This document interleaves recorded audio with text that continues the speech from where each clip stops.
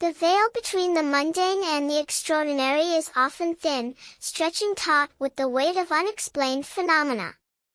Whether whispers of truth or fabrications spun from the subconscious, the following tales are offered not as irrefutable proof, but as echoes of experiences that continue to baffle and intrigue.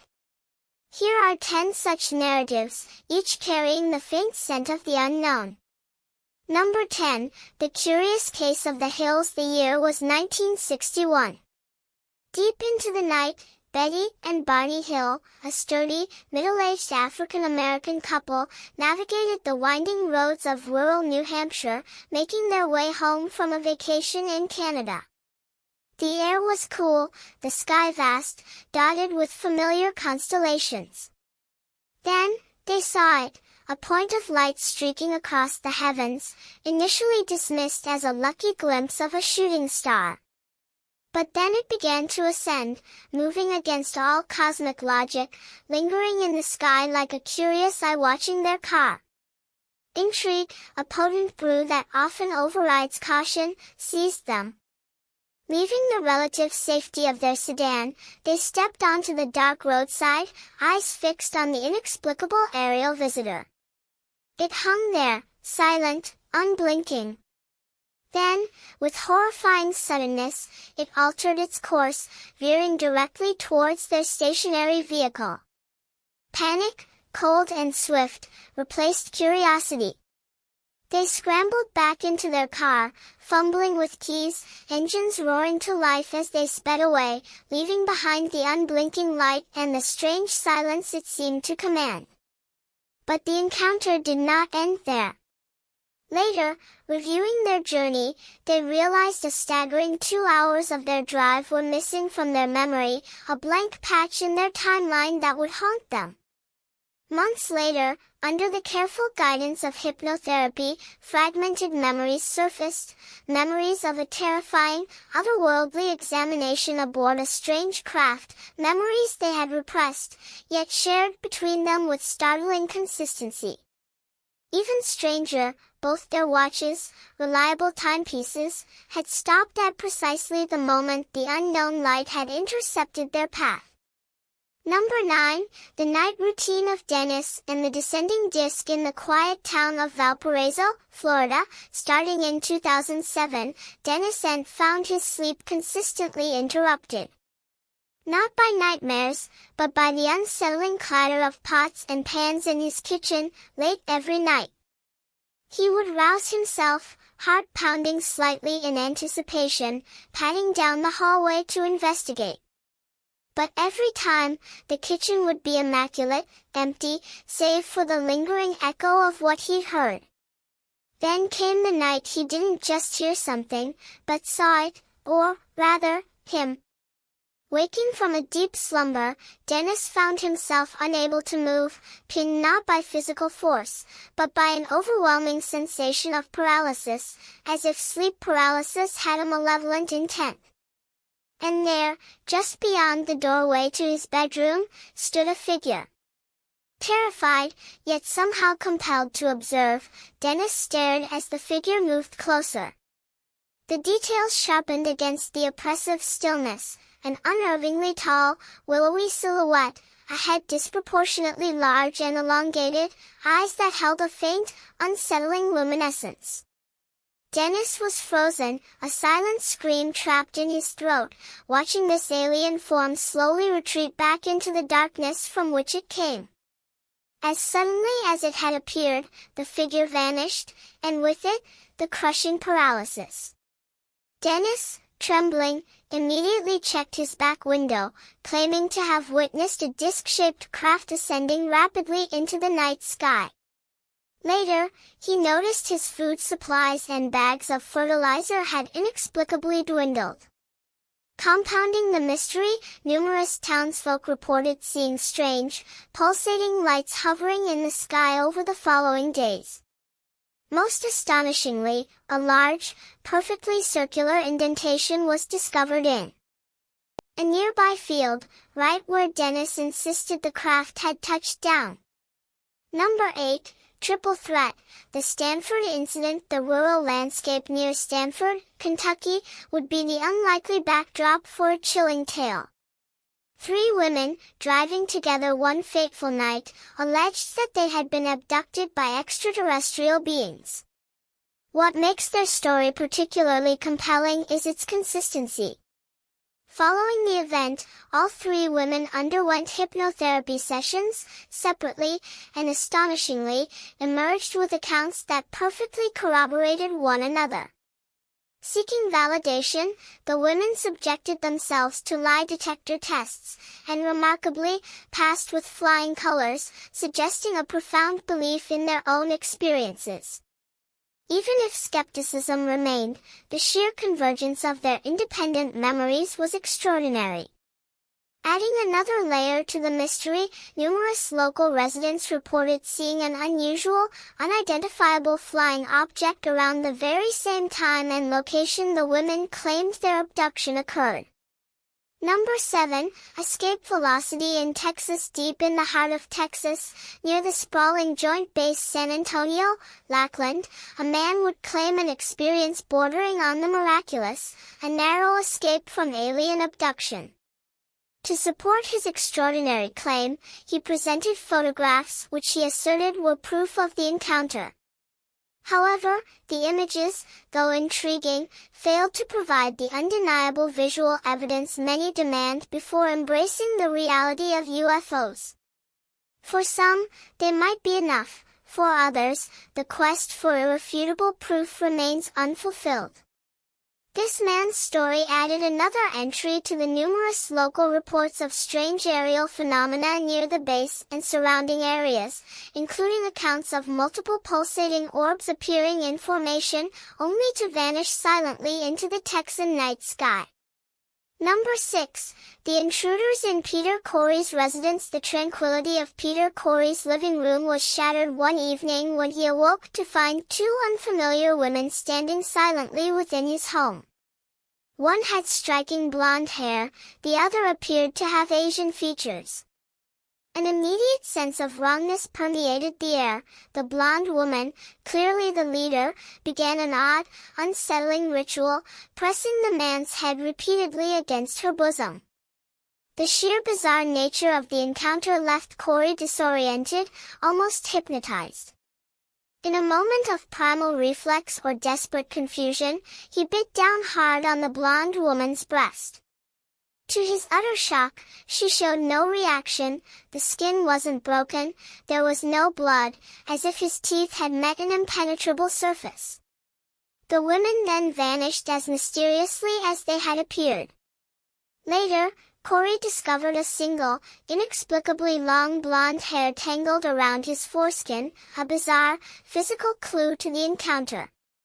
It's worth noting that Peter Corey had recently suffered a significant head injury, which some might point to as a potential explanation for his bizarre story.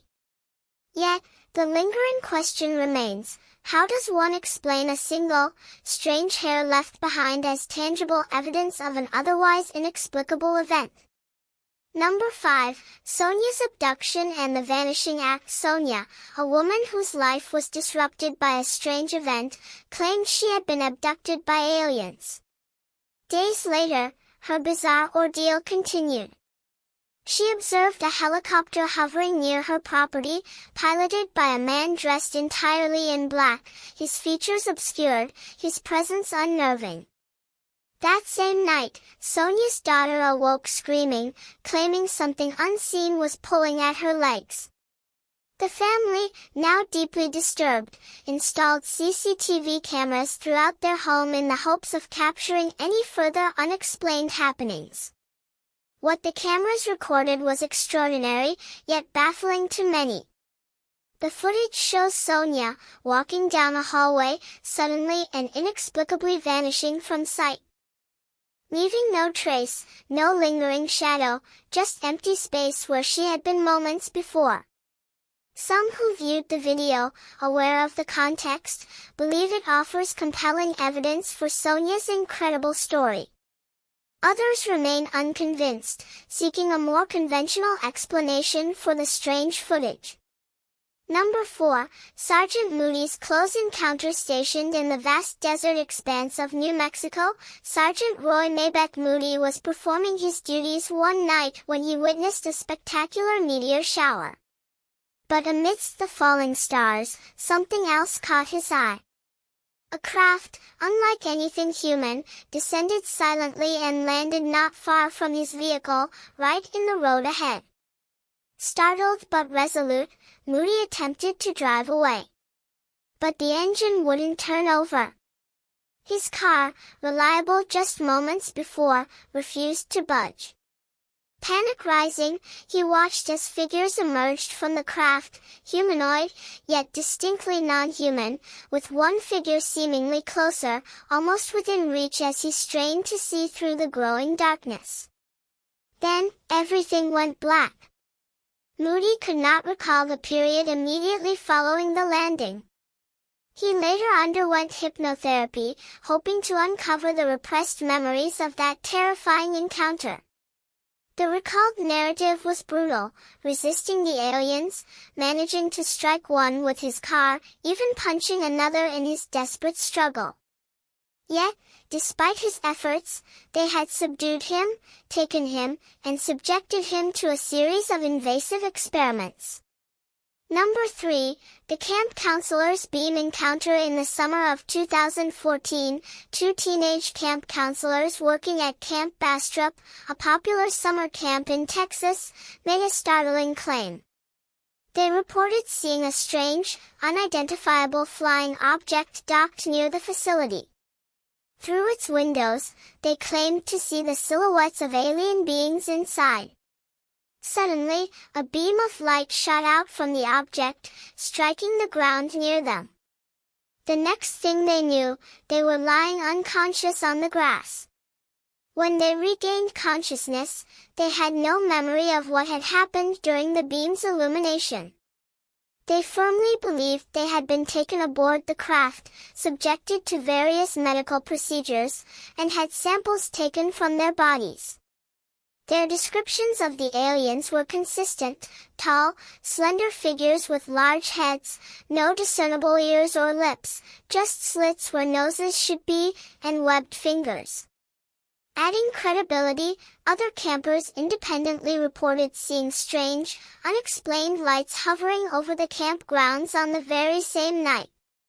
Furthermore, an independent investigation found that other individuals, unaware of the teenagers' story, had also reported seeing unusual lights in the area during that time.